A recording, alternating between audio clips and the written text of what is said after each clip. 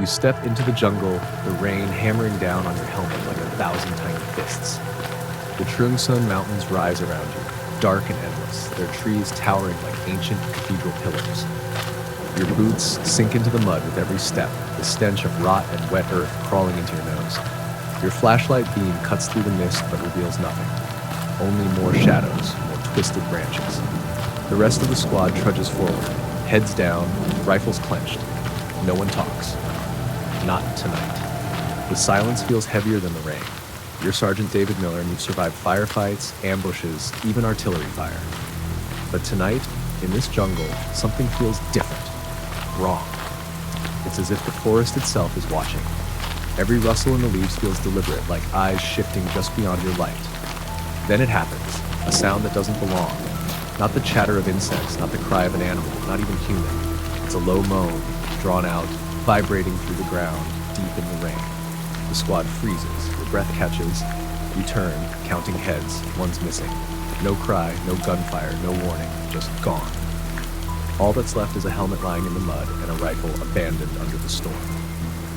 The night presses down harder, you huddle with the others under the dripping canopy, flashlights flicking from shadow to shadow. Every tree looks like it's leaning closer, stretching its limbs toward you. Eyes open, you whisper, though your own voice sounds small, useless. Then a scream rips the silence apart. You spin just in time to see Private Collins being dragged backward into the foliage, his fingers clawing at the mud, his mouth open, but the rain swallows his cry. Within seconds, he's gone. You rush forward, too late. Only torn leaves and the echo of his scream remain. The jungle swallows him like it never happened. Your men are panicking now.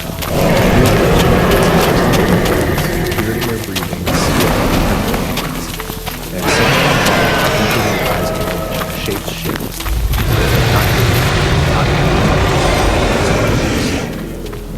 The first one steps into view. It's tall, hunched, its limbs too long, its body twisted like burnt wood, and its eyes, two red coals burning against the black.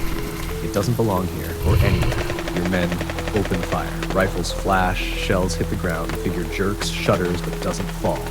It roars, a sound that shakes your ribs, then charges. More come. From the trees, from the mist, crawling, stalking, glowing eyes everywhere. The jungle is alive. You realize it too late. This is no enemy of the team, no guerrilla enemy. These things have been here long before the war, hiding in the jungle's heart. And now they've found you. You form the circle, shouting for your men to hold their ground. Gunfire lights the night, grenades blast the earth, the shadows keep coming. They rush from all sides, their claws raking, their teeth snapping. One of them slams into Jackson, tossing him like a rag doll against a tree. He doesn't get up. You fight until your rifle clicks dry. Then it's steel against flesh, knife against nightmare. You slash one across the face, black blood spraying in the rain, but more close in. You throw your last grenade. The explosion rips the ground, tearing shadows away. You think maybe you can survive. But still there. Dozens. Watching. One by one, torn into the dark. You drop to your knees in the mud, knife slick in your hand, chest heaving. The largest shadow steps forward.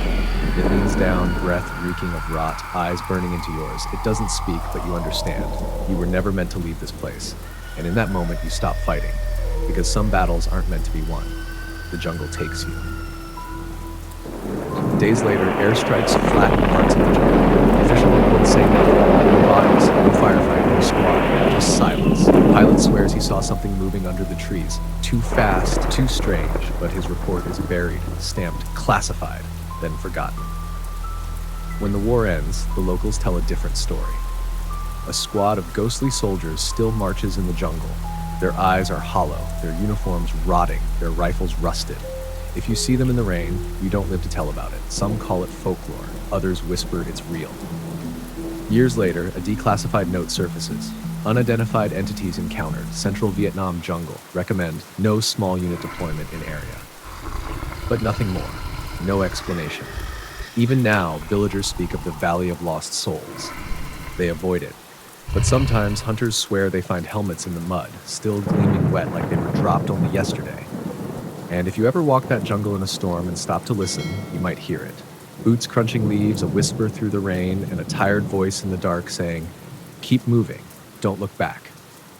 Then silence. Bản tiếng Anh này đã được viết bằng ngôi thứ hai, kéo người nghe trực tiếp nhập vai thành nhân vật